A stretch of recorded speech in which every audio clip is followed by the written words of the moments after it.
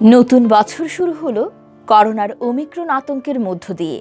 পুরো বিশ্বে নতুন করে উদ্বেগ বাড়াচ্ছে করোনা।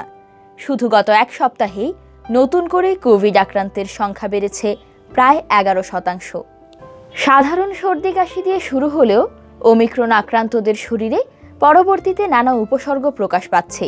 সাম্প্রতিক গবেষণা বলছে ত্বকের সমস্যা ওমিক্রনের একটি লক্ষণ হতে পারে। কোভিডের অন্যান্য ভ্যারিয়েন্টের মতো ওমিক্রনের ক্ষেত্রেও আছে হালকা জ্বর, গলা খুসখুসে ভাব, নাক দিয়ে পানি, হাঁচি, শরীর ব্যথা ও ক্লান্তির মতো একাধিক উপসর্গ। সাম্প্রতিক রোগীদের মধ্যে বমি বমি ভাব ও বমির সমস্যাও দেখা দিয়েছে। এসব উপসর্গ ছাড়াও ওমিক্রন আক্রান্তদের ত্বকে হঠাৎই ফুসকুড়ি বা রেশ ফুটে উঠছে।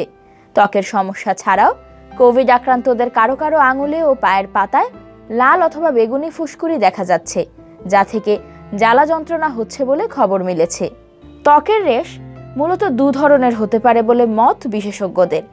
একটি মৌচাকের মতো ও অন্যটি ঘামাচির মতো। প্রথমটি হয়ে আবার মিলিয়ে যায় দ্রুত, তবে দ্বিতীয়টির ক্ষেত্রে চুলকানি ও জ্বালা যন্ত্রণার সমস্যা দেখা দিতে পারে। এ ধরনের র্যাশে লাল হয়ে ওঠে শরীরের যে কোনো অঙ্গের ত্বক, তবে অধিকাংশ ক্ষেত্রেই এই উপসর্গটি দেখা যায় কোনোই হাঁটু কিংবা হাত ও পায়ের পেছনের দিকে। বিশ্ব স্বাস্থ্য সংস্থা থেকে বারবার পরামর্শ দেওয়া হচ্ছে মাস্ক পরিধান করা ও নিরাপদ দূরত্ব বজায় রাখা।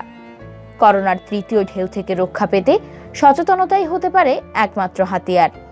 তাই শীতের এ সময় ঠান্ডা লাগা ভেবে সর্দি কাশিকে উপেক্ষা করবেন না।